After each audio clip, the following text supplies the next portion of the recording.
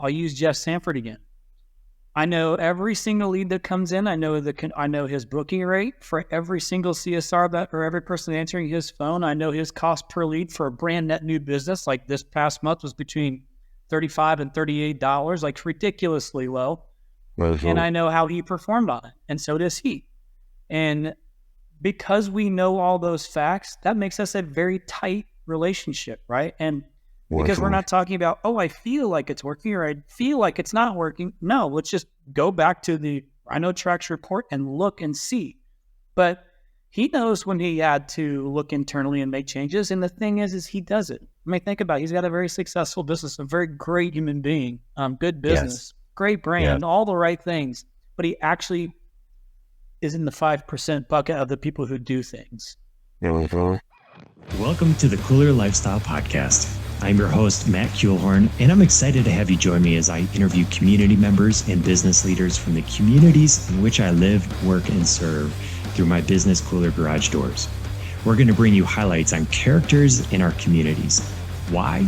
Because community matters, and I want to know more about who is behind our business and leadership in order to understand and support the community fabric that our relationships make up. And collectively, we can build stronger communities that support our lifestyles, our youth, and our health.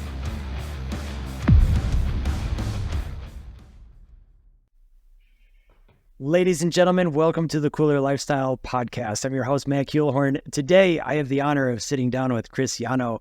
He's a CEO of Rhino Strategic Solutions, an investor, a family man, an adventurer. Chris, I really appreciate you, man. Thanks for your time today. Yeah, Matt, I'm excited, man. I'm excited to be on here, too. Been looking forward to it. And I know you and I have kind of been chit-chatting back and forth a little bit, so I'm glad we were able to make it happen. Yeah, I love the way that you show up. I mean, honestly, I get the social media feed, and sometimes that is like the facade, right? But my intuition and our conversations just back and forth, like there's a lot of authenticity, and I'm just really honored for your time, and I'm excited to get into our conversation, man. I want to start, just where I always do on these shows of let's build a little context. Where did Chris grow up? Yeah. So even though I live in Phoenix, Arizona today, I actually grew up in a small farm town. If I told you, you wouldn't know it, in the middle of Indiana. So right on. Grew up on a corn soybean farm out there, went to a small school. I was a farmer, dude. It's like corn soybeans was my life. And then went to college at Indiana State University. I went in on academic probation. So like I went in under I wasn't a very smart, like book smart guy. I was more of like a social butterfly, man. Yeah. But I knew one point in time I wanted to get out of there. And my grandpa was a snowbird. He was a retired farmer. It was a snowbird in Phoenix. And so I got to go visit him when I was 16. And I knew when I left, I wanted to come out to Phoenix. And so I've now lived here longer than I'm 44. I've lived here longer than I lived back there. So, but I'm just a good old Midwestern boy, man. You can take the boy out of the country. You can't take the country out of the boy. Dude, there's some realness to the Midwestern roots. Good people, man. Good people. And I would imagine, like, just growing up on the farm and having that culture in your family, I mean, that just imbues the value of tenacity. Yeah, I'm the only boy, so you learn work ethic as a kid, whether you like it or not. Like, it's not even an option. So baling hay, detasseling corn. If you don't know what that is, like, Google it. It's a world's worst job. You basically walk down every row of corn, and you have to pull the tassel off the top of the corn. And if you look, if you ever driven by a cornfield, there's a lot of stalks of corn. There's a lot. They don't have machines for that. They have machines now, but not back then. Man, when I was doing it, it was just labor, like human beings. Like now you can ride in tractors and like these little buckets and they pull the tops off of it, but there's still not a machine to pull them off themselves that I'm aware of. Yeah. I grew up, I'm a Michigan kid myself. All right. So I know the Midwest a bit, but I was not a farmer. Well, Tommy's just another level of grit. Tommy's a Michigan boy. Yeah. Good old Michigan. Hey everybody, this is Luke from Kooler Garage Doors. Just want to take a quick second to talk about our sponsor, Sommar Garage Door Openers. In our opinion, Sommars are the highest quality product on the market today. We recommend them for all of our residential garage door installs because of the variety of features they include, such as Wi-Fi connectivity and safety features such as a fixed chain, which moves along a secure rail to ensure your garage door opens quietly and safely. Click on the link in the description to learn more about Sommar garage door openers.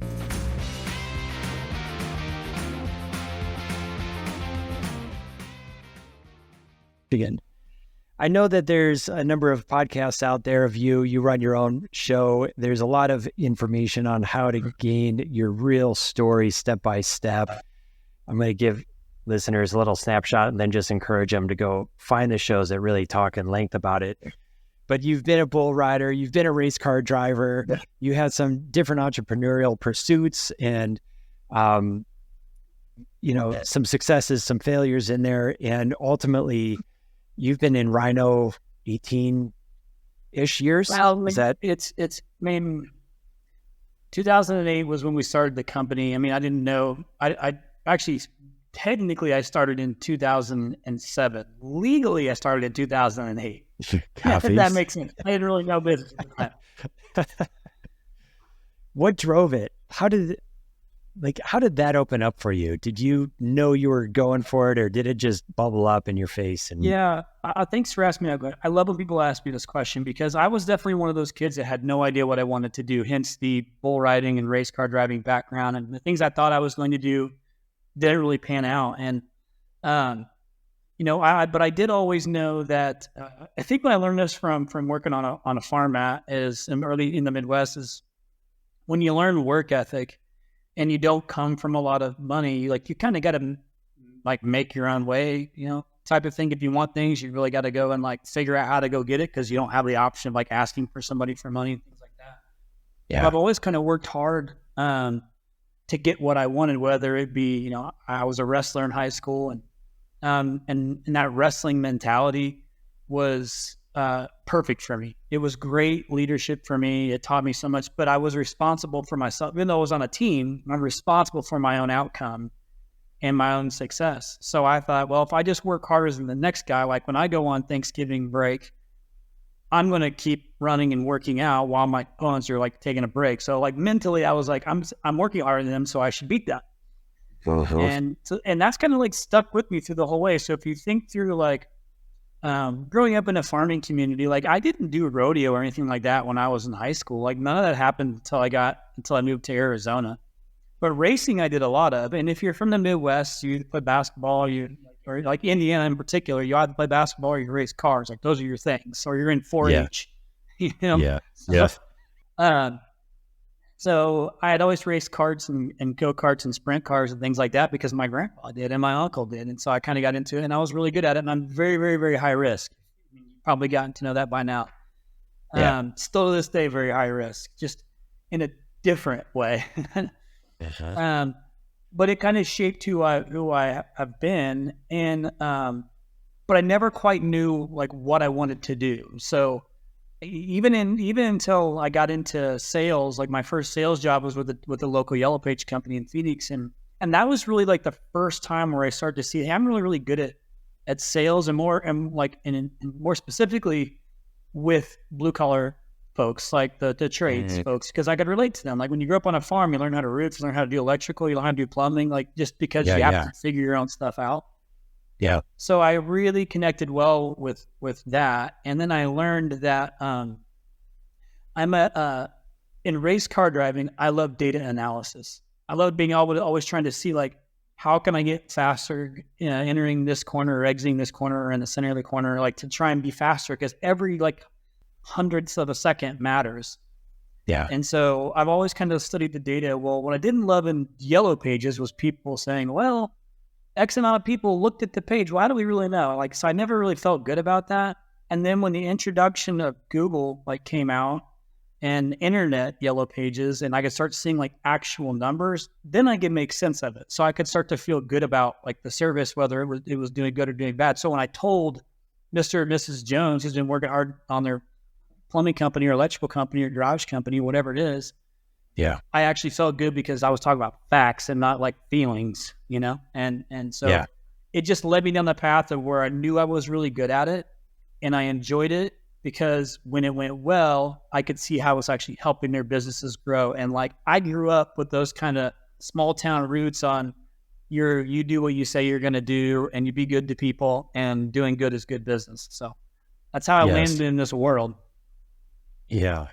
I love that. There's so much in here to offer so many opportunities to go down different routes, Chris. I want to go in one direction real quick. You brought up risk, and I'm curious from your perspective, like, is the ability to take risk what gave you the success, A, to ask for a sale, B, to kind of lean in to different zones of entrepreneurship, of business success? Is that a personality trait that if you were to say, okay, among all personality traits, the ability to take some risk is a healthy one? Yeah, I think, well, here's what I believe it is. It's confidence in myself, and if you're really confident in yourself, then you take the risk because you believe so much in yourself, and like, there's no failure. Now, part of this has to do with kind of having blinders on, right? Like, I have ADHD. I know there's like, this is like, ADHD is like a buzzword. I've known it for a long time, so I'm grateful for that, because once I learned I'm not medicated or anything like that, but I learned how to be high functioning with it, and that required a lot of organization and focus. So once I knew I had it, I thought, well, I'm scatterbrained. Like, I have a vision. It's like when Tommy and I get together, Tommy Mello and I get together, because Tommy and I are very close friends. Yeah, I have a very difficult time sitting with Tommy and listening to him, because he goes in a million different directions, and I'm still stuck on 3 things ago, but he's already thought 7 thoughts. He's already 7 steps ahead of me. That's right. But I figured out what made it work for me. But I've always believed in myself. But what made me believe in whatever I was doing was the outcome. So, like, I'll go back to racing, because I was really trying to race the Indianapolis 500. Like, that was my main goal. I wanted to run in it. I got so close. I got to test the Indianapolis Motor Speedway. But I never got it done. And by the way, it's incredibly expensive to get done. So you had to have a significant sponsorship. But what I could see was, if I studied the data and I learned and I applied the things I learned, it was working. I was getting faster. So that just kept building on top of my already high confidence level. But I always use the end result of whatever I'm studying and the outcome of it to continue to boost my confidence. So today we built a phenomenal business. I have 180 Rhinos, and we have served over thousands of contractors at this point across US, Canada, Australia. But if you notice, I haven't dipped outside of it. I've always kind of stayed in my niche, because I was extremely confident on what we can do. The hardest part, is when you have to rely on others. And once a company gets a certain size, that leadership is so incredible, because now you can't do it. You can't do it. And you got to trust your people. And so that's when all this data is still in place. Because if that same thing that made me confident and trust, hey, we're doing a good job, it should do the same for them, as long as they're led correctly, and they understand, they follow the core values. So it comes from the top down. But that's what I've always done, man. I've just really, really believed in myself, and I knew in my gut and in my heart that what I was doing was for good. I wasn't selling to sell. I was selling to help them grow. And I was doing it. And I knew it for a fact, and so did they. So when you have that, you're on a next level of confidence. And the way we went about it is really what set the business apart early on. Yeah. Was there a time in your business journey where, 2007, 2008, you're kind of launching, you jump off the cliff, you build out some of the structure, you're looking at the data, you're getting some results. Was there a time in there where you almost hit that J curve, or was it up and down? Or, I guess what I'm looking for, on the realm of better business, is there a nugget of extraction of these are the key components? I finally figured out how to hire the key person. Or well, number one was making sure that you found the right person that you can trust. I'm not sure which episode it was of mine, but I went and gave a keynote presentation at this last year, actually with Tommy. We flew down together, and we both were speaking, and I shared my actual whole story for the first time ever, like on stage. It's on one of the podcasts on our To the Point Home Services podcast. I don't remember which episode it was, but it was probably a few months ago. But I shared the whole story because I failed a ton in this process. Like, I just called out 8 major failures in like my time frame. Because if you look from the outside now, like anything on social media, you might be like, oh my gosh, like Chris has this phenomenal business and he does all these things. And I do, and I'm grateful for it. But my goodness, it was not a easy path. It's like that meme that you see that shows the cliff that like goes up and then there's a big pitfall and there's a big mountain. Like that is the life I've lived. But I share that very vulnerable, story on one of the podcasts so people can understand and relate to like what it actually took to get to this spot. Like it was a 15-year overnight success. Right.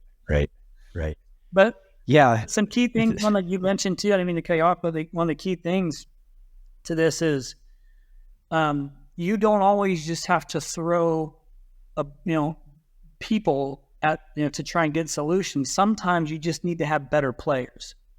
And once I learned that it was worth waiting to get the right people who matched your core values, who were resourceful, who really understood, who like had good hearts, like actually genuinely cared and wanted to help people. Like once I found the right people, I learned having the better players is better than having a lot of players. So we ran nimble for the longest time. And then when you have those guys, and the key to really scaling is you got to have solid leadership, like really good leaders that get it and that you can trust and that really care, because no one's ever going to care as much as you, the owner. Like it or not, that's just the way it is. But some are going to get really, really close, like to caring. And those are the people that you want on your team leading others as you scale. Yeah. I'm glad you mentioned that. You were on stage at Tommy's event in Vertical Track, and my 2 takeaways from your convo still resonate in my head. One is exactly what you just mentioned, leveling up the player. A better player is better than 5 people. 100%. And I've really leaned into the culture index as a clean data set tool to help level up, but that's an absolute game changer. The other component is just choosing to be the 5%. Absolutely. 5% that puts the work onto the ground and doesn't just read or sit, right? And it's so hard it's so easy for humans to go and take information, but then just put it on the bookshelf, do nothing with it. Yeah. You hit on one of the things I talk about almost every time I'm on stage. Like I fly out Monday to go speak at Pantheon, and I'll share the exact same thing that you heard me say at Vertical Track. And then I fly to a roofing event on Thursday to do a keynote there. And I will say it. I start everyone with the same thing, this 95-5 rule. So like anybody that's listening to this, you can relate to either one of them. And what that is you take the time to go to these events, you take the time to listen to this podcast, you take the time to do the trainings, and you do all the things, and you take the notes, and you got all the ambition in the world, but ambition without action is totally useless. So the from the 15 years, Matt, like I said, I've done 500 plus keynotes, break a ton of them over my 15-year span of being in digital marketing, specifically for the trades. And I see the same things, and maybe the percentages have shifted a little bit here and there, but the point is that, and sometimes it's not even your fault. So I'm just trying to wake you up by saying it.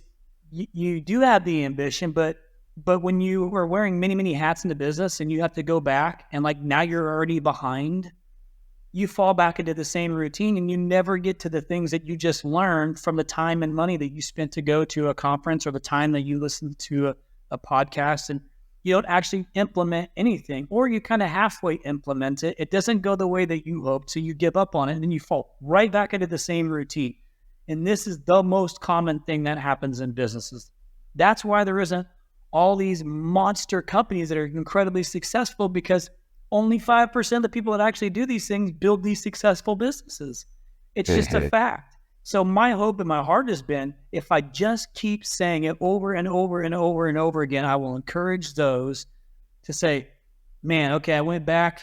It was hard. I implemented what he said. It didn't work the way I wanted. I tweaked it, and now it works. Great. You just put yourself into the 5%, because it wasn't even just about the task that you did.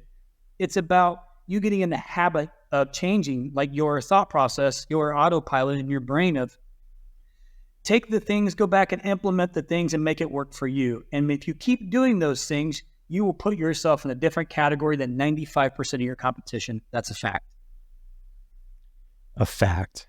And I'll give you some real feedback, from your conversation, from that vertical track experience. And I had gone to Tommy's original vertical track. But between the time that I saw you speak and now my team looks and runs different. And there is really healthy momentum. And it is just that leveling up. Yeah, I met a couple of your guys, young guys, when I was at vertical track. I don't remember what their names were, but I really enjoyed spending time talking to them. And then one of them followed me on Instagram and ask me questions. That's great. I can't remember the kid's name. Yeah. But Luke. Super ambitious. But yeah. But they were you can tell because you got your fantastic branding and they had their gear on. So yeah. No, they're still part of this team, and we're just moving. Okay, I want to switch real quick and allocate the next couple of minutes to digital marketing, and couple of pointed questions. But first, in your perspective, how would you define it? What is digital marketing? Yeah, man, I'm a lead generation company. That's what my job is. I need to bring in new customers. So that's what we've always focused on. But there's all these little factors to it. But at the end of the day, my only job is to bring in brand new business or brand new opportunities for you to go and sell. That's the job. Yep. And so if I was to dissect warm leads, cold leads, like your focus is going to be working with a cold lead market and bringing in cold leads that are ideally engaged. I mean, it's demand leads is what we're looking for, right? So let me give you an example. A good buddy of mine, customer of mine for 3 years, before I ever jump into any vertical, I always beta test it for no less than a year, if not 2 years. So I beta tested it first with my buddy Jeff Sanford, garage door doctor at Indianapolis. If you remember, I shared his results from the stage because what he needed me for was to bring in new customers. Well, that's good news because that's the game that I'm in. But how do I know what I brought in? This is always like the sketchy thing is like when you pick a digital company, and even some of those who have been at vertical track didn't have a great experience with digital marketing. Here's what it boils down to is there has to be a level of accountability on both sides. If we're going to go into something together, then you better make the meetings too, because I'm going to talk about every single new customer that came in, the name of that customer. Did you book the customer? What'd you do with the customer, Matt? So there's accountability on both sides. That's a partnership. None of this vendor stuff. So if you think about this all the way back to the beginning, since me always being a data analysis studying guy, I needed to feel good about the facts. Since the beginning of the business, what I did was I thought, well, I'm here to bring in new customers and I have to be able to prove it, and then I learned early on, I was taking credit for people that were already customers. It's because I didn't know. I'm talking like 2008, 2009. I thought, well, I'm listening to every single phone call that comes in. I just threw a call tracking number on it. And I'm talking like I'm building the websites. I'm doing the SEO. I'm doing the pay-per-click, myself and my wife, actually. And I'm doing all the listening to the phone calls and putting it in an Excel spreadsheet and then doing all the reporting to my customers. Like I'm doing everything, typical, new business owner stuff. Except for that was a big differentiator that I didn't realize was such a big differentiator that early. The fact that I listened to every single phone call, even to this day, now there's like 70, 80 people on the call listening and recording team. They're all every person's here in the United States of America. I don't outsource a single thing overseas. I'm very pro-America. But I hear everything, including how you're performing when the phone picks up, because even though I don't have any control over that, I certainly can find opportunities to help you fix it if you don't know that there's a problem, because all the money we spend, the effort that we're spending together to bring in this new customer who's searching for a, garage door repair, whatever it is for nothing if the person answering the phone can't book the dang call. That's right. So I just decided to chase it all the way through Now, today I have a CSR coaching and development team in-house because even though I will let you know when you have booking problems, sometimes the best thing people do is nothing still, at 95%. So I will then go and send my CSR coaching and dev team to work with your team to get you over that hump. And then, I'm just trying to help. At the end of the day, our mission statement at Rhino is we exist to grow your business, period. If we're not doing that, then we shouldn't be working together, right? Like, no matter whose fault it is. Yeah. Well, you bring up some great points, Chris. And, I'm just reflecting on my own journey. So I've hired different media companies. Some of them have been not great and they hurt a little bit. And I know how you guys run. You're not taking control over people's content. I've had experiences being locked out of my website and I can't tolerate that. But what I'm hearing, like that real differentiation, like you are influencing partnership. And so it is one thing to be able to put out the pay-per-click or whatever digital kind of strategy it is to get the phone to ring. But I might have a bad experience. This is being honest. Like if I don't have the CSR engaged and working, then I might poo-poo on the marketing media agency because I don't have the business. But in truth, the phone is ringing. It's just not going all the way through. You 100% should, because it makes no sense. It's a waste of money. I mean, and that's the whole point. Like if we're going to go to a partnership, we're not in it for a few months. Like that's not the vision of this thing. Is like, if we're going to be a partner, like let's partner and let's work together. And I will be the first to tell you, and so will any of the account managers, if your booking rate is garbage, I'll tell you, stop spending money on marketing and fix the CSR. Like right now, fix that CSR, because that alone will help give us a lift. Yeah. And you have to keep in mind too, like as this game has progressed, that's still one of our core functionality today. Like I'll use Jeff Sanford again. I know every single lead that comes in. I know his booking rate for every single CSR or every person answering his phone. I know his cost per lead for a brand net new business. Like this past month was between $35 and $38, like ridiculously low. And I know how he performed on it, and so does he. And because we know all those facts, that makes us a very tight relationship, right? And because we're not talking about, I feel like it's working or I feel like it's not working. No, let's just go back to the Rhino Tracks report and look and see. But he knows when he had to look internally and make changes. And the thing is he does it. I mean, think about it. He's got a very successful business, a very great human being, good business, great brand, all the right things. But he actually is in the 5% bucket of the people who do things. That's beautiful, man. So any listeners that are out there potentially looking at media, I mean, it's not as simple as hiring an SEO company or hiring somebody to manage your PPC. More so, it's a deeper relationship. It is that partnership. Yeah. Somebody that would get in the trenches with you. It has to be, right? Really? Like think about how personal our businesses are. I would agree. I have the task of, at the beginning of every year, we do an annual kickoff meeting where I bring in, all of my employees into one spot. And I have the job of showing them beyond the brand. I get the chance to talk to you, Matt, or I get the chance to talk to Jeff, or I get the chance to talk to any of our customers, and I see them face to face, and I get to feel what they feel about us, good or bad. And I need everybody in my employee to see beyond the brand, I always say, because I'll go out and get videos, a dozen videos or so, and kind of work them throughout the day so they can see the human beings behind the brand, because that's who they're impacting, good or bad. It's that personal to me. So people say, you can't take business personal. I call BS. Like it is 100% personal for me, because really does. Somebody might put all their eggs in my basket, which I don't suggest that you do, by the way, but some do. And if we don't have a good month, I'm not talking year, month, for whatever reason, it's not because of effort, but for whatever reason, if demand is low or if we just didn't do a good job or whatever, there's still human error in my business. There's so many people. But it impacts that company positive or negatively. And if you lose somebody, how it is, recruiting is difficult enough as it is.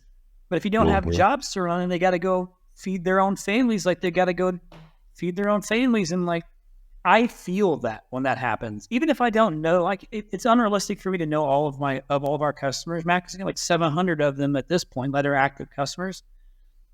I don't know them all, but it doesn't mean I don't care about them. If I see their brand, I mean, because I can think past it. I might not know them personally, but I know that there's human beings behind that business that have those same feelings. So that's right. That's kind of the DNA that I've tried to build into this business as it scales. Like, look beyond the brand, know there's a heartbeat behind it, and people who are relying on us to do a good job, and we impact them positively or negatively, just like you.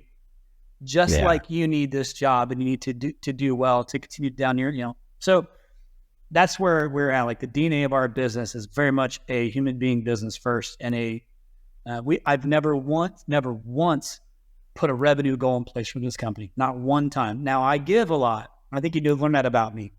I have a giving bucket because we still do community service as an entire company every single month. Yeah. And I still have a giving, yes, but I've never said, I want to be $40 million this year. I've never said that. I love it, man. Kudos to you and your team, man. What you've built is truly something to be proud of. And it's awesome to see. It's awesome to connect here. What are you excited for? What's in the near future?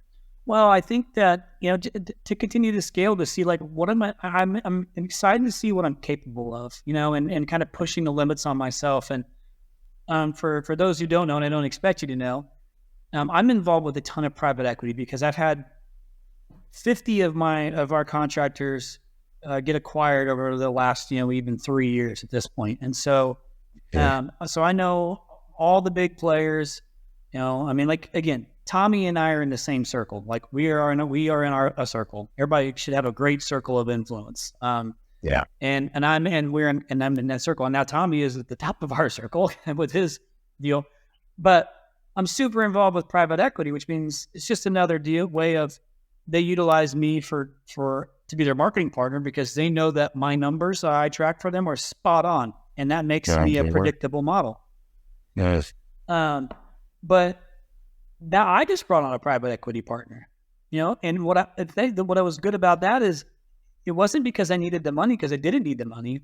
The money is great, don't get me wrong, but I'm not motivated by it. So what I'm motivated by is, what else can I do and at what scale?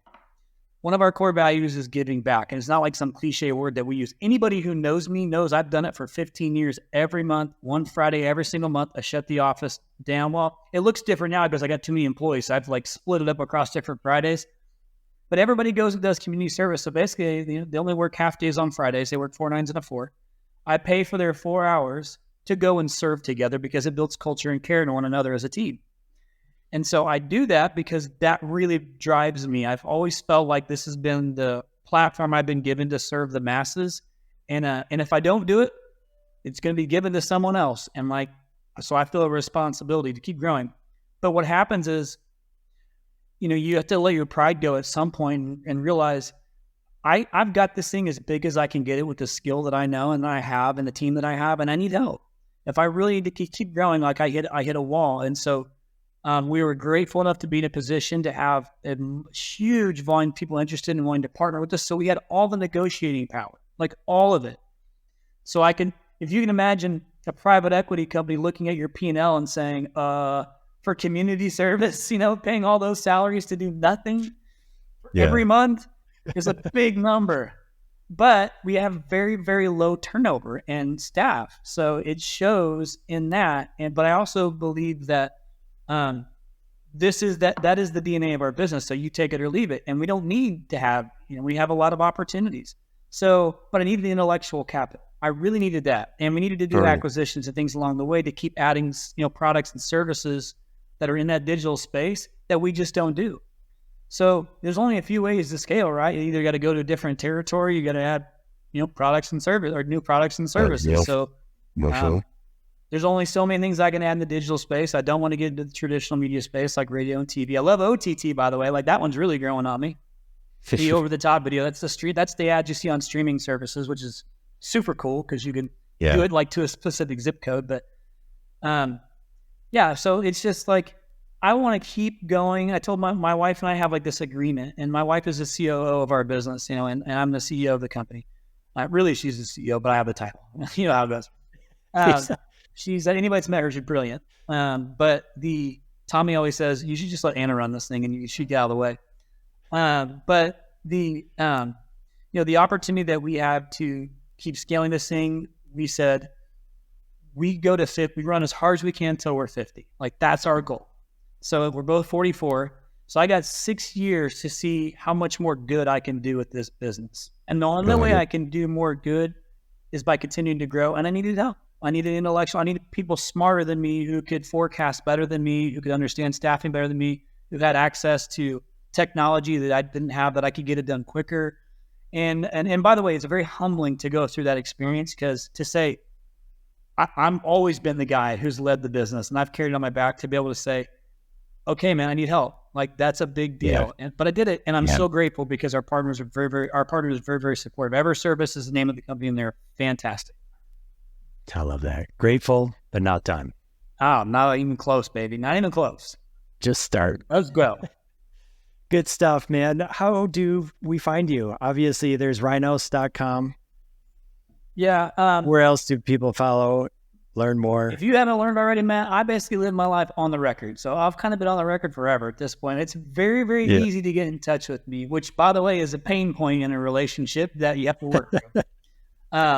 But you can find me on anything, like with any social media platform, LinkedIn. The actual web for Rhino, the company, it's rynoss.com. So it's kind of spelled weird, but my last name's Yano. So if you just added an A in between the N and the O, it'd be Rhino. But that would have sounded stupid. So Rhino sounded better.